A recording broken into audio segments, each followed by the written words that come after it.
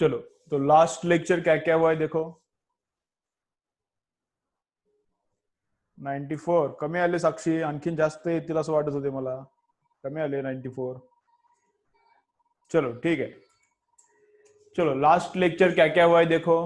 Last lecture क्या क्या हुआ है. Last lecture vector chapter clear हुआ है. वेक्टर चैप्टर खत्म हुआ है लास्ट लेक्चर. ठीक है. तो वेक्टर का कितना बुक्स सॉल्व किया, नहीं किया तो नो. अभी क्या चाहिए मुझे कमेंट में. वेक्टर चैप्टर का हाउ मेनी बुक्स सॉल्व किया, कितना बुक सॉल्व किया तुम लोगों ने. कुछ भी नहीं सॉल्व किया तो नो. एक बुक सॉल्व किया है, एक बुक में से सॉल्व किया है तो एक, दो बुक्स में से सॉल्व किया है तो दो. ऐसा कमेंट में मुझे सेंड करो. चलो ओके वरुण. दो गुड. साधना 2, अपूर्वा 2, उत्कर्षा नो. ऐसा नहीं चलेगा. शुभम नहीं चलेगा. साक्षी 2 बुक्स. नाजिया 2 बुक्स. गुड. बाकी के लोग बोलो सॉल्व किया है तो कितना बुक सॉल्व किया है, अगर नहीं किया है तो नो सेंड करो. ओके. शुभम अभ्यासाला स्टार्ट करा. एक बुक. दिव्या गुड. शुभम अभ्यासाला स्टार्ट करा. सॉल्व केला नाही तर काही येणार नाही. आणखीन कोण कोण सॉल्व केलं नाही बघा. उत्कर्षा, वेदांत 2. बोला बाकीचे मुलं किती किती सॉल्व केले. सॉल्व केलं नाही तर नाही म्हणून टाका. नो. एक बुक सॉल्व केले तर एक बुक सॉल्व केले टाका. दोन बुक सॉल्व केले तर दोन बुक सॉल्व केले टाका. ठीक है. बाद सॉल्व करा. फिजिक्स और फिजिकल केमिस्ट्री में जितना सॉल्व करोगे उतना अच्छा स्कोर आएगा. फिजिक्स और फिजिकल केमिस्ट्री में जितना सॉल्व करोगे उतना अच्छा स्कोर आएगा. मैथ्स के लिए भी सेम अप्लाई होता है. मैथ्स के लिए भी सेम अप्लाई होता है. रीड करके मैथ्स में, फिजिकल केमिस्ट्री में और फिजिक्स में रीड करके कुछ भी फायदा नहीं है. रीड करने के बाद कुछ भी फायदा नहीं है. तुम लोग जितना ज्यादा न्यूमेरिकल सॉल्व करोगे, जितना ज्यादा न्यूमेरिकल्स तुम लोग सॉल्व करोगे उतना अच्छा स्कोर हो जाएगा. ठीक है. ओके. तो ये पूरा एकदम दिमाग में डालो. सॉल्व करना पड़ेगा तभी फिजिक्स अच्छा होता है. ओके. चलो, तो आज क्या स्टार्ट करना है. आज क्या स्टार्ट करना है. न्यू चैप्टर स्टार्ट करना है. कौन सा चैप्टर स्टार्ट करना है. कौन सा चैप्टर स्टार्ट करना है आज. Newton's laws of motion. Newton's laws of motion. Right. Chapter interesting है. चैप्टर इंटरेस्टिंग है और डिफिकल्ट भी है. डिफिकल्ट जो भी चैप्टर्स है फिजिक्स के वो इंटरेस्टिंग भी है, मजा आता है उसमें. जैसे वेक्टर था, डिफिकल्ट था. उसमें से जो पार्ट डिफिकल्ट था जैसे वो रिलेटिव मोशन का वो पार्ट, लेकिन इंटरेस्टिंग भी है. अगर आता है तो इंटरेस्टिंग है. कंसेप्ट क्लियर होता है तो इंटरेस्टिंग है. तुम लोग अगर सॉल्व करोगे तो इंटरेस्टिंग होता है. अगर तुम लोग सॉल्व नहीं करते, तुम लोग कंसेप्ट अंडरस्टैंड नहीं करते तो फिर बोर होने लगता है. ठीक है. तो ये चैप्टर भी वैसा ही है. एंटायर मैकेनिक्स जो फिजिक्स का मैकेनिक्स का पार्ट है वैसा ही है, डिफिकल्ट है. इस पे डिफिकल्ट न्यूमेरिकल्स भी आता है नीट में और जेई में. इस चैप्टर पे ये जो मैकेनिक्स का पार्ट है, मैकेनिक्स पे डिफिकल्ट न्यूमेरिकल्स भी आता है. ओके. बाकी चैप्टर पे इतना डिफिकल्ट न्यूमेरिकल नहीं आता, लेकिन इस पे आता है. लेकिन ये इंटरेस्टिंग भी है, बहुत अच्छा है. तुम लोग अगर फुल कंसंट्रेशन के साथ देखोगे तो एकदम मजा आएगा. फन फन एकदम मजा आएगा. लेकिन कंसेप्ट क्लियर होना चाहिए. कंसेप्ट क्लियर होना चाहिए तभी मजा आएगा. और कंसेप्ट क्लियर होने के लिए क्या करना पड़ेगा. एक तो यहाँ पे देखना पड़ेगा फुल कंसंट्रेशन के साथ. दूसरा क्या करना पड़ेगा, घर पे सॉल्व करना पड़ेगा. मैं जितना बोलता हूं उतना. ठीक है. चलो, तो वेक्टर का चलो सुनो अभी. चलो सुनो. वेक्टर का जिन लोगों ने, वेक्टर का जिन लोगों ने सॉल्व नहीं किया, वेक्टर चैप्टर के न्यूमेरिकल्स जिन लोगों ने सॉल्व नहीं किए, एटलीस्ट मिनिमम कितना, एक बुक सॉल्व करो. मिनिमम कितना बुक सॉल्व करने का, एक. ठीक है. दूसरा सुनो क्या है मिनिमम. अरे उल्टा किधर से आ रहा है तू.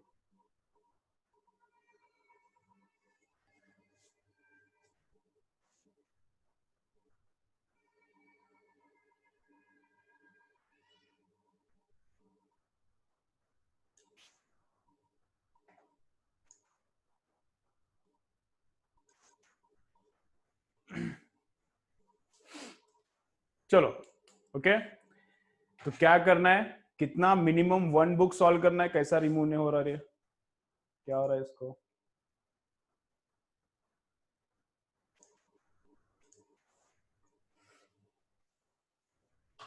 तो कितना बुक सॉल्व करना है, कितना बुक सॉल्व करना है, मिनिमम 1 बुक। ओके, तुम लोग ज्यादा बुक सॉल्व नहीं करोगे, ज्यादा बुक सॉल्व करोगे तो चलता है, लेकिन पीछे आंसर्स मत देखो, पीछे आंसर्स देख के मत सॉल्व करो। समझ रहे हैं मैं क्या बोल रहा हूं, पीछे आंसर्स देख के मत सॉल्व करो, तुम लोग अपने अपने से सॉल्व करो। मैंने पहले भी एक बार बोला है, अगर 100 न्यूमेरिकल्स है तो 100 ट्राई करो, उसमें से 80 न्यूमेरिकल सॉल्व होता है ठीक है, 20 नहीं सॉल्व होता तो 2 दिन बाद उसको और एक बार सॉल्व करो, 20 में से 10 और सॉल्व होता है तो 10 बचता है तो 10 को और 2 दिन बाद सॉल्व करो। तो जितना तुम खुद से ट्राई करोगे उतना फिजिक्स अच्छा होगा। ओके, वेरी इंपॉर्टेंट सेंटेंस, जितना तुम लोग फिजिक्स खुद से ट्राई करोगे उतना अच्छा होगा। पीछे देख के सॉल्व करोगे और एक के अलावा 2 बुक्स करोगे, समझ रहे क्या, ज्यादा न्यूमेरिकल्स होने के लिए तुम लोग अगर पीछे देख के सॉल्व करते हो तो फिजिक्स अच्छा नहीं होगा। कम सॉल्व करो चलता है, न्यूमेरिकल्स कम सॉल्व करो चलता है, लेकिन कैसा सॉल्व करना पड़ेगा, अपने आप खुद सॉल्व करो, ठीक है। ओके चलो, तो स्टार्ट करते हैं। चलो चैप्टर का नाम लिखो, न्यूटन्स लॉज ऑफ मोशन। चलो चैप्टर का नाम लिखो, Newton's laws of motion. 31 EF नाव टाका, 31 EF कोण आहे, 31 EF नाव टाका।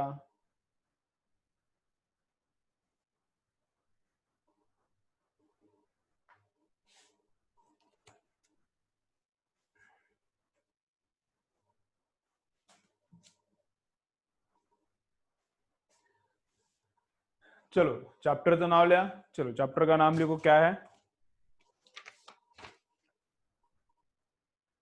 Newton's laws of motion. Chapter name लिखो, Newton's laws of motion.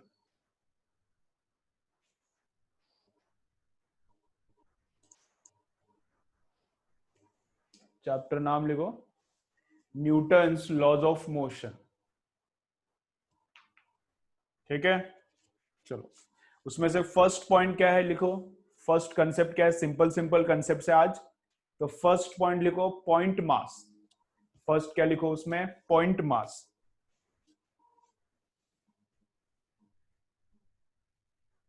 Point mass,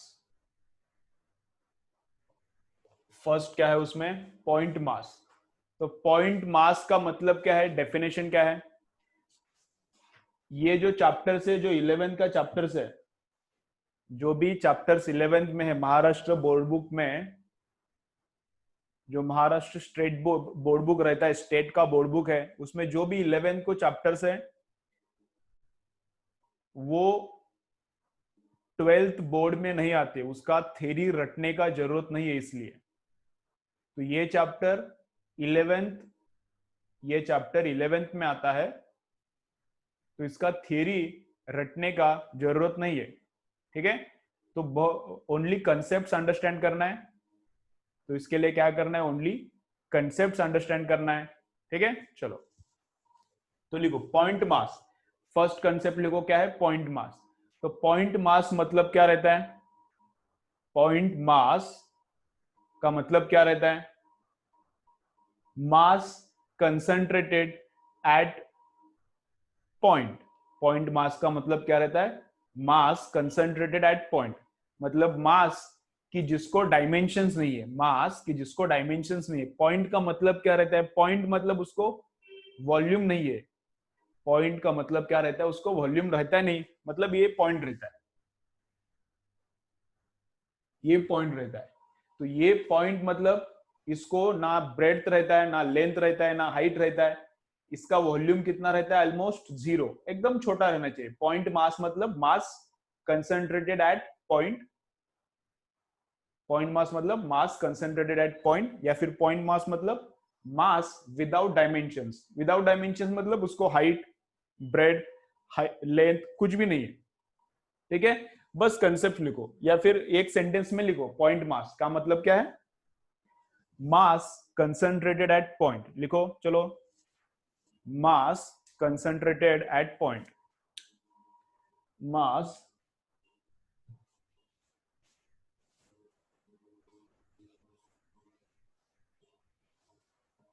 mass concentrated at point,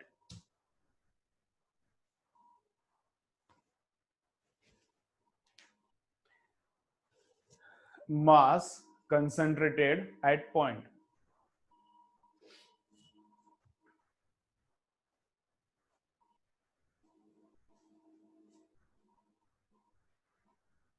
लिखो mass concentrated at point, full stop. या फिर कैसा बोल सकते हैं उसको, मास विदाउट एनी डायमेंशंस, लिखो मास विदाउट एनी डायमेंशंस। चलो नेक्स्ट लिखो क्या, मास विदाउट एनी डायमेंशंस, मास विदाउट एनी डायमेंशंस, मास विदाउट एनी डायमेंशंस, डायमेंशंस नहीं है ऐसा वाला मास। ठीक है, चलो नेक्स्ट कंसेप्ट देखो क्या है, एकदम सिंपल सिंपल कंसेप्ट है। नेक्स्ट लिखो इनर्शिया, ये हो गया है कहां पे, कब हो गया है, नाइन्थ में। ये कंसेप्ट कब हुआ है, इनमें से कुछ कंसेप्ट कब हुआ है, नाइन्थ में हुआ है। तो लिखो सेकेंड कंसेप्ट क्या है, इनर्शिया।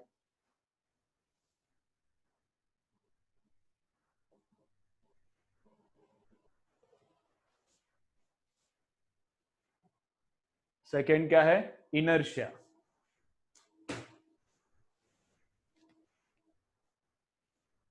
सेकेंड कंसेप्ट क्या है, इनर्शिया। ठीक है, तो इनर्शिया का मतलब क्या है, चलो लिखो मैं बोलता हूं। सेकेंड कंसेप्ट क्या है, इनर्शिया।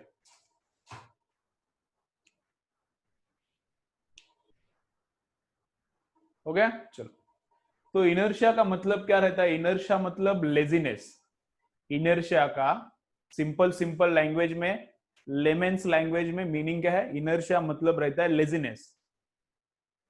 अगर ऑब्जेक्ट में इनर्शिया है, अगर ऑब्जेक्ट में इनर्शिया है तो क्या है, उसमें लेजीनेस है। किसके लिए लेजीनेस रहता है, इनर्शिया मतलब किसका लेजीनेस, इनर्शिया मतलब वेलोसिटी चेंज के लिए लेजीनेस। इनर्शिया मतलब क्या रहता है, वेलोसिटी चेंज के लिए लेजीनेस। मतलब मोर इनर्शिया है, मतलब क्या रहता है उसका, उसको वेलोसिटी देना या फिर उसका वेलोसिटी चेंज करना डिफिकल्ट रहता है। मोर इनर्शिया मतलब क्या रहता है, उसका वेलोसिटी चेंज करना मोर डिफिकल्ट है। तो इनर्शिया मतलब क्या है, सिंपल सिंपल सिंपल लैंग्वेज में क्या है, तुमको कंसेप्ट क्लियर हो जाए इसलिए मैं लिख के दे रहा हूं। ये वाला डेफिनेशंस बोर्ड के पेपर में नहीं लिखने का, थ्योरी पेपर में ये वाला डेफिनेशंस नहीं लिखने का। वैसे भी ये थ्योरी पेपर में नहीं आएगा, 12th के थ्योरी पेपर में ये वाला क्वेश्चन नहीं आएगा, लेकिन 11th के थ्योरी पेपर में आ सकता है।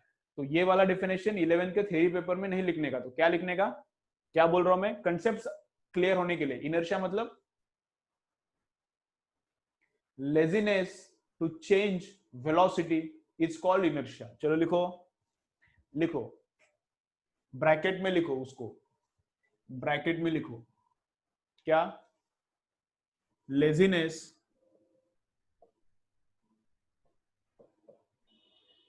To change velocity, laziness to change velocity.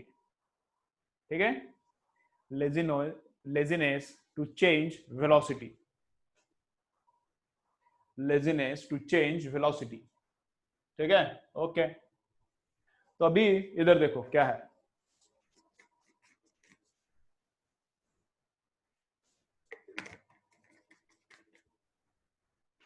अभी ये बॉटल है और यहां पर ये पेन है। चलो देखो इधर, यहां पर इधर बॉटल है और इधर पेन है।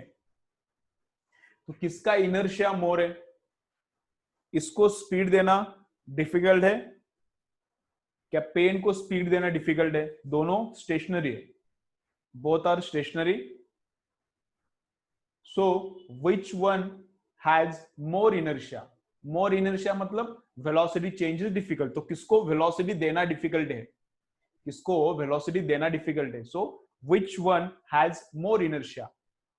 बॉटल या फिर पेन? चलो बोलो मुझे किसका रहेगा इनर्शिया मोर। बोलो किसका इनर्शिया मोर रहेगा? बॉटल बॉटल बोलो, बाकी के लोग बोलो किसका इनर्शिया मोर रहेगा। बोलते जाओ, लिखते जाओ।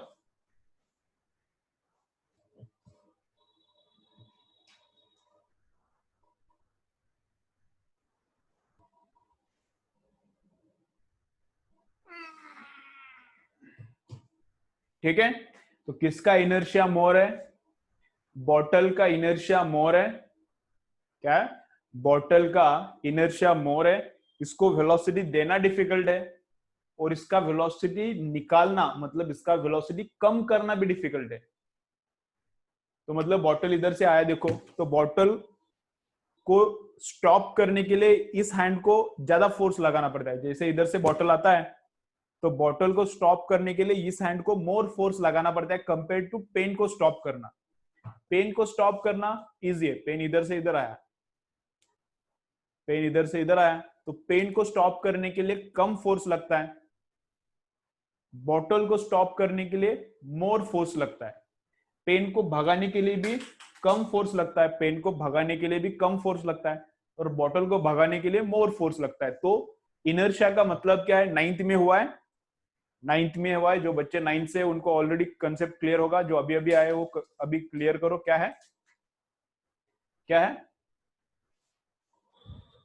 इनर्शिया? मतलब laziness to change velocity. Simple simple क्या है? इनर्शिया मतलब लेजीनेस टू चेंज वेलोसिटी। जिसका वेलोसिटी चेंज फटाफट होता है उसका इनर्शिया कम है, जिसका वेलोसिटी चेंज डिफिकल्ट है उसका इनर्शिया मोर है। तो इनर्शिया किस पे डिपेंड करता है? इनर्शिया किस पे डिपेंड करता है? तो इनर्शिया डिपेंड करता है, इनर्शिया किस पे डिपेंड करता है? मास पे। इनर्शिया किस पे डिपेंड करता है? मास पे। मतलब बड़ा मास तो बड़ा इनर्शिया, बड़ा मास, मोर मास मींस मोर इनर्शिया। इनर्शिया मतलब उसका वेलोसिटी चेंज डिफिकल्ट है। तो यहां पर एक ट्रक है, यहां पर एक ट्रक है, और यहां पे पेन है। मास डिफरेंस बहुत ज्यादा है, तो अंडरस्टैंडिंग अच्छा होता है। यहां पर एक ट्रक है,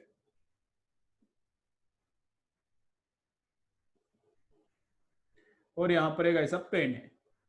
ठीक है, ओके। तो पेन का मास बहुत छोटा है, mass of pen is very small compare to mass of truck. तो ट्रक को वेलोसिटी देना भी डिफिकल्ट है, और ट्रक को स्टॉप करना भी डिफिकल्ट है। डिफिकल्ट मतलब more force is required. Pen को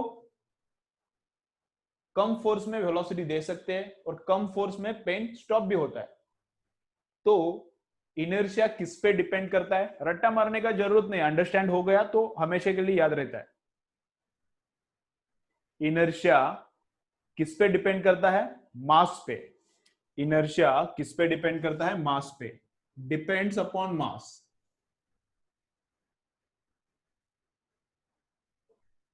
इनर्शिया किस पे डिपेंड करता है? मास पे। मोर मास मतलब मोर इनर्शिया, लेकिन इनर्शिया मतलब मास नहीं है।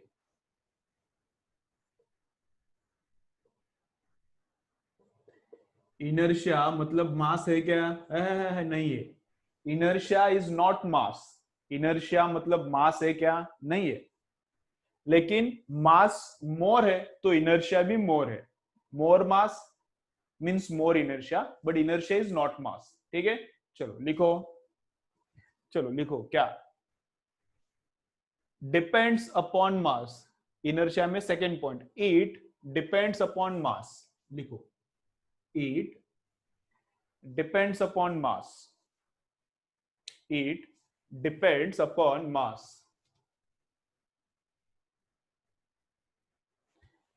It depends upon mass.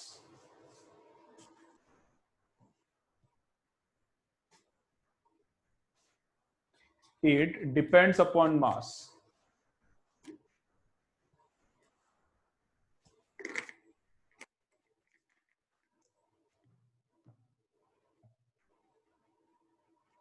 It depends upon mass. Third line लिखो, फर्स्ट लाइन, सेकेंड लाइन और थर्ड लाइन लिखो। More mass means more inertia. Third line लिखो चलो, more mass means more inertia. चलो थर्ड लाइन लिखो, क्या है? More mass means more inertia.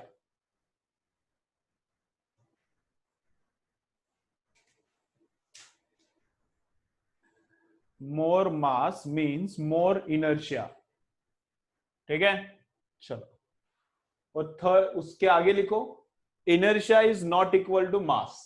उसके आगे लिखो, इनर्शिया मतलब मास नहीं है। इनर्शिया अलग कंसेप्ट है, मास अलग कंसेप्ट है, लेकिन मास और इनर्शिया डिपेंडेंट है। Inertia is not equal to mass. Next लिखो, inertia is not equal to mass. Inertia is not equal to मास।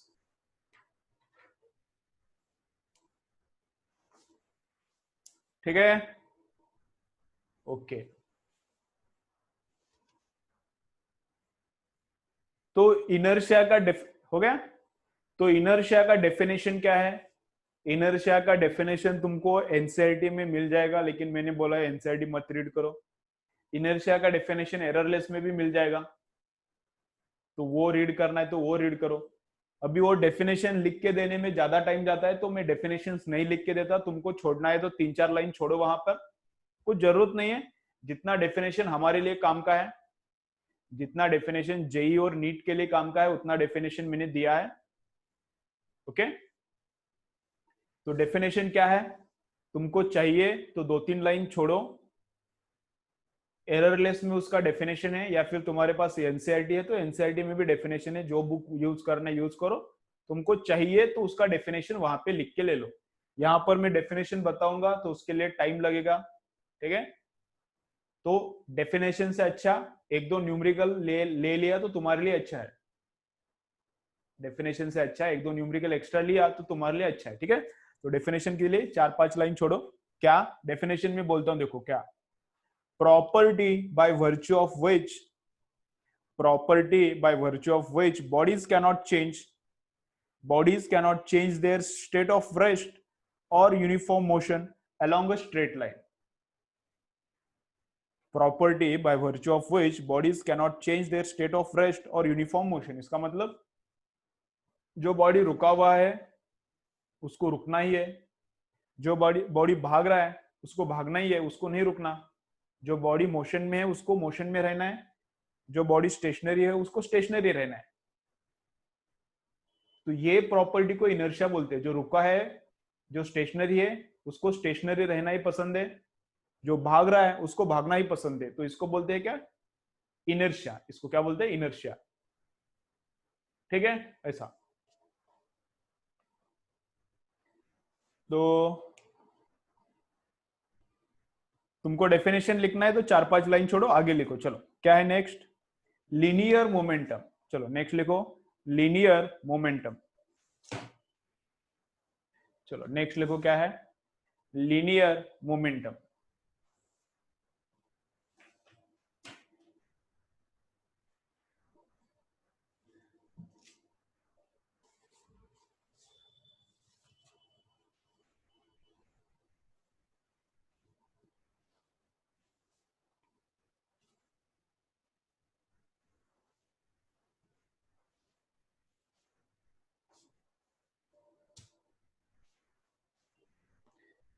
चलो नेक्स्ट लिखो, क्या है? Linear momentum. ओके, तो लीनियर मोमेंटम का क्या फॉर्मूला है?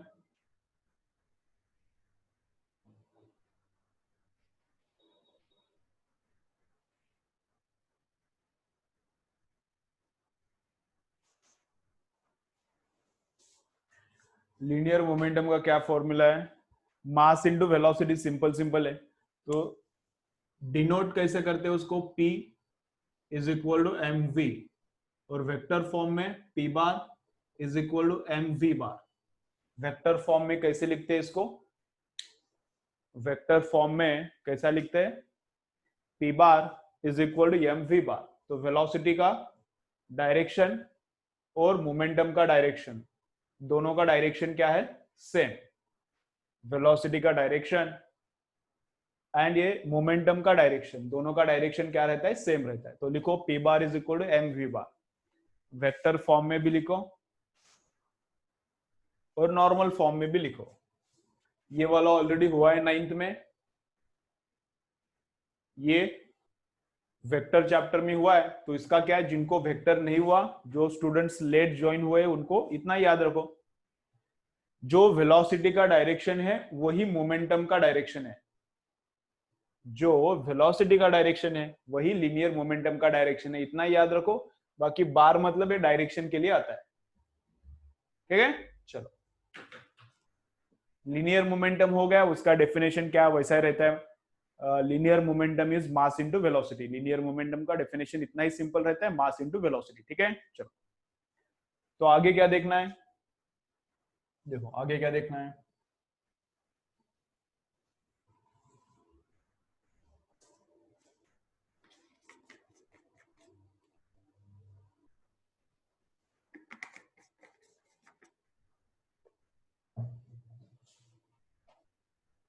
चलो नेक्स्ट लिखो, Newton's first law of motion.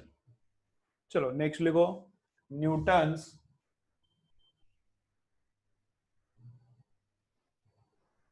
चलो लिखो, Newton's first law of motion.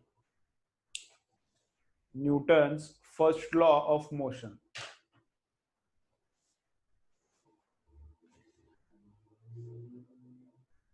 चलो लिखो क्या है, Newton's first law of motion.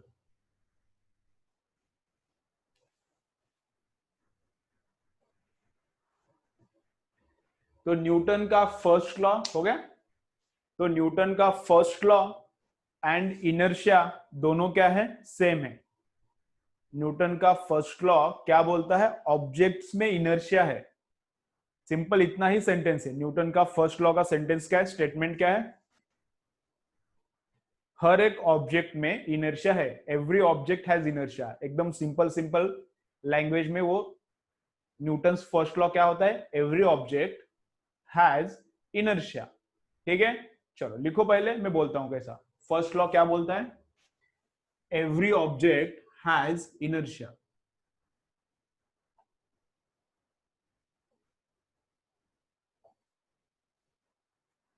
Newton's first law क्या है, एकदम सिंपल लाइन में, एकदम सिंपल स्टेटमेंट में, एक ही सेंटेंस में कैसे बोलेंगे उसको, every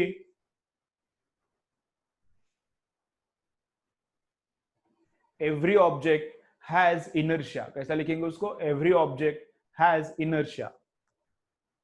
every object has inertia. Newton's first law एकदम सिंपल लाइन में कैसा, every object has inertia,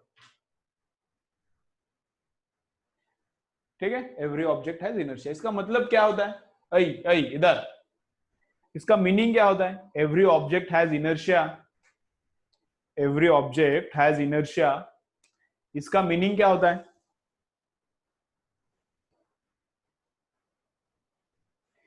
every object has inertia, इसका मीनिंग होता है, एवरी ऑब्जेक्ट हैज इनर्शिया, इसका मीनिंग क्या होता है, जो ऑब्जेक्ट स्टेशनरी है वो स्टेशनरी रहेगा और जो मूविंग है वो मूविंग रहेगा। फर्स्ट लॉ भी यही बोलता है। फर्स्ट लॉ क्या बोलता है, moving objects remains in motion, object which is in motion remains in motion, object which is stationary remains stationary unless and until force is applied, unless and until force is applied। जो object stationery है stationery रहता है, जो object motion में है motion में रहता है, until force is applied। Force apply करने के बाद क्या होता है, फोर्स अप्लाई करने के बाद ये रुका हुआ है, ये क्या है, स्टेशनरी है, लेकिन आफ्टर एप्लीकेशन ऑफ फोर्स भागता है। ये रुका हुआ है लेकिन आफ्टर एप्लीकेशन ऑफ फोर्स भागता है, ठीक है। ये अभी पेन देखो भाग रहा है, लेकिन आफ्टर एप्लीकेशन ऑफ फोर्स इधर रुकता है। तो क्या, stationary object remains stationary, moving objects remains moving, moving object remains moving unless force is apply. Force apply किया तो मूविंग ऑब्जेक्ट स्टॉप हो सकता है, स्टॉप वाला ऑब्जेक्ट मूव हो सकता है। तो इसका ही मतलब क्या है, हर एक ऑब्जेक्ट को इनर्शिया है। इसका ही मतलब क्या है, every object has inertia, every object has laziness. इसका मतलब क्या है? Every object has laziness. हर एक ऑब्जेक्ट को वेलोसिटी चेंज नहीं करना, हर एक ऑब्जेक्ट को वेलोसिटी चेंज नहीं करना। तो एवरी ऑब्जेक्ट हैज इनर्शिया। ठीक है, ओके। फर्स्ट लॉ लिखने का थोड़ा शॉर्ट में लिखेंगे, फर्स्ट लॉ एकदम शॉर्ट में लिखेंगे। चलो लिखो, फर्स्ट लॉ शॉर्ट में लिखेंगे इधर। चलो, क्या? Object which is in motion remains in motion. Object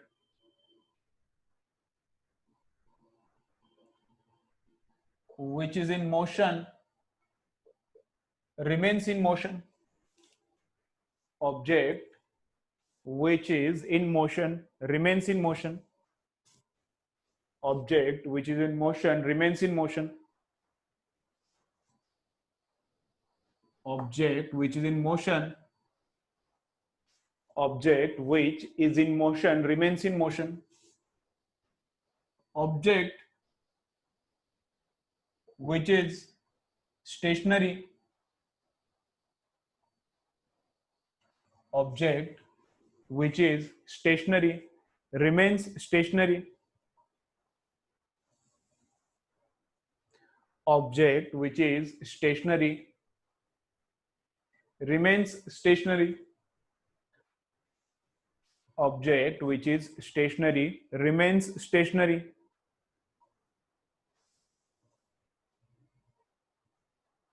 Object which is stationary remains stationary unless force is applied. Unless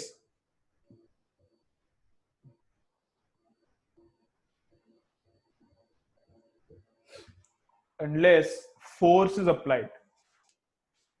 Unless force is applied.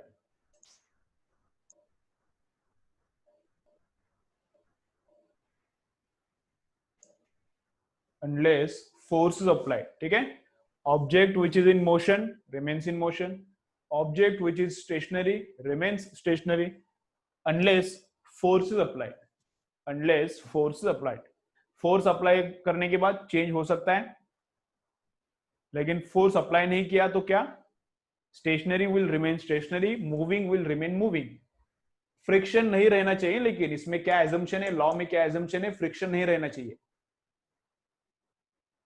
नहीं तो तुम लोग बोलोगे अगर यहाँ पर तुम्हारे घर पे फ्लोर पे एक चेयर है और चेयर को तुम लोगों ने पुश किया, तुम्हारे घर पे चेयर है और चेयर को तुम लोगों ने पुश किया, तो थोड़े टाइम के बाद चेयर रुकता है. लेकिन लॉ क्या बोलता है? अगर चेयर भाग रहा है तो हमेशा वैसा ही रहेगा. एज पर द लॉ क्या है? If chair is moving it will remain in motion. But उसके लिए क्या चाहिए? चेयर और फ्लोर.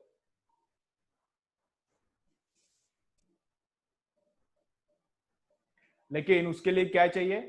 चेयर एंड फ्लोर, इनके बीच में फ्रिक्शन नहीं चाहिए.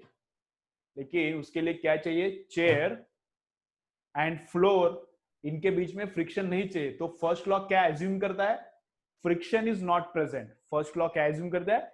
न्यूटन का हर एक लॉ, न्यूटन का हर एक लॉ क्या एज्यूम करता है? फ्रिक्शन नहीं है. तुमको लिखना है तो नोटबुक के ऊपर लिखो. तुमको अगर पता नहीं है लिखना है तो नोटबुक के ऊपर लिखो. Newton's all three laws. Newton's all three laws.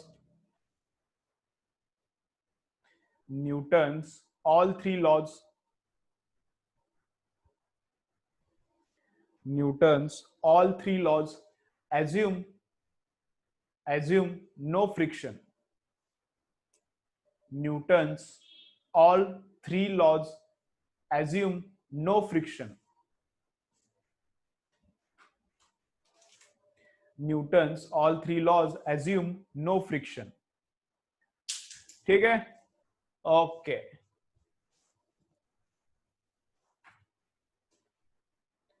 चलो इसके बाद नेक्स्ट क्या देखना है? चलो ब्रेक के बाद देखते हैं. वापस एक बार ज्वाइन हो जाओ फिर देखते हैं. उसी लिंक पे रिपीट क्लिक करो. सेम लिंक पे वापस एक बार क्लिक करो. 40 मिनट से हो गया, अभी लेक्चर बंद हो जाएगा.